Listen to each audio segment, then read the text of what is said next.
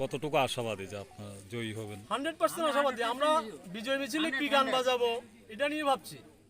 বিজয় মিছিলের গান কি হবে, ছেলেগুলো যে আনন্দ করবে, মহিলাগুলা মা বোনরা যে আনন্দ করবে, কি গান বাজাবে এটা নিয়ে ভাবছি এখন। 100% চ্যালেঞ্জে করলো তখন আপনারা কি বলেন? চ্যালেঞ্জ অ্যাকসেপ্ট করেছি। অ্যাকসেপ্ট আপনারা প্রেসার দেওয়ার আমরা হার মানিনি, তো চ্যালেঞ্জ অ্যাকসেপ্ট। আপনারা 100% একদম নির্দল প্রার্থী জয়ী হবে? হ্যাঁ, জয়ী হবে। এখানে যে বিজেপি প্রার্থীগুলো আছে ওরা দিশেহারা হয়ে সাধারণ মানুষের বাড়িতে গিয়ে হুমকি দুমকি দিচ্ছে রাত্রেবেলা। বেশি না, হাতে গোনা দেবে না। এই মুসলিম আটজনের লই বার হয় সবসময়।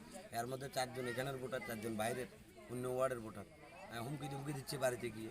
আমাদের সঙ্গে যারা চলছে হাঁটছে, আমরা এই নিয়ে 3টা র্যালি করেছি ওয়ার্ডের মধ্যে। তো সবসময় হুমকি দুমকি দিয়ে যাচ্ছে। তো আমি আপনাদের মাধ্যমে একটাই কথা বলবো, হুমকি দুমকি দিয়ে সাধারণ জনগণকে আটকানো যাবে না। সাধারণ জনগণ সবসময় উন্নয়নের দিকে থাকবে।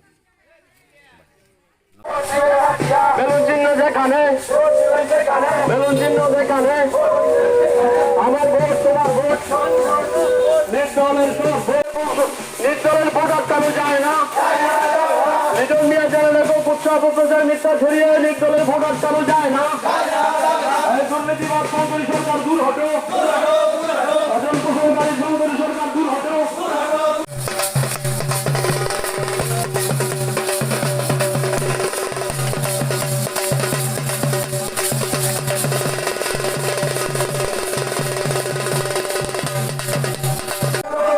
পঞ্চায়েতকে লুটপাট করে খাওয়া প্রধান দূর হতো।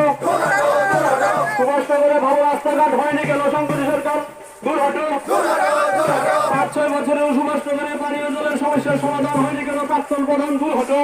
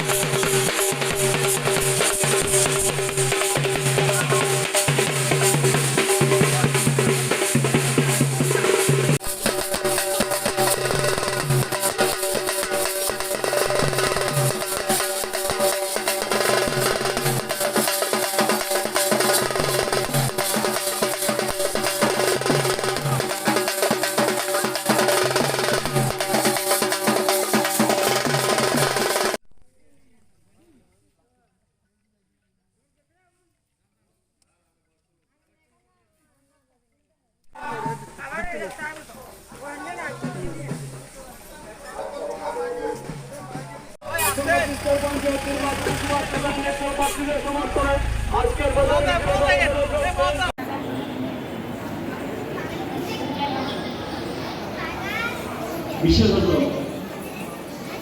এই প্রধানমন্ত্রী আবাস যোজনা যারা দায়িত্বে ছিলেন, ওনারা বিভিন্ন সময়ে বিভিন্ন পরিবেশ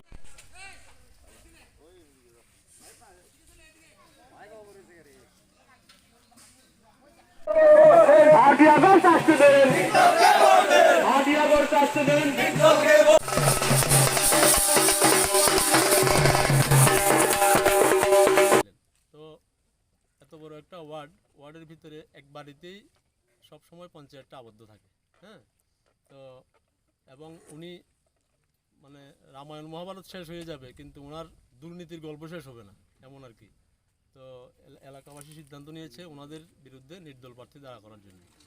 আর ওপরের থেকে আমাদের যথেষ্ট চাপ প্রেশার দিয়েছে। সব কিছুকে উপেক্ষা করে আজকে আমরা এই প্রচার মিছিলে সামিল হয়েছি। কয়টা আসন এনএসসি নগর পঞ্চায়েতে? এনএসসি নগর পঞ্চায়েতে মোট 9টি আসন। নটির 9টির ভিতরে 7টা বিনা প্রতিদ্বন্দ্বিতা জিতে গেছে ভারতীয় জনতা পার্টি। আর তো এই দুইটাতে ভোট হবে, যেহেতু আমরা নির্দল দাঁড় করিয়েছি। কোন কোন আসন এটা? এটা হলো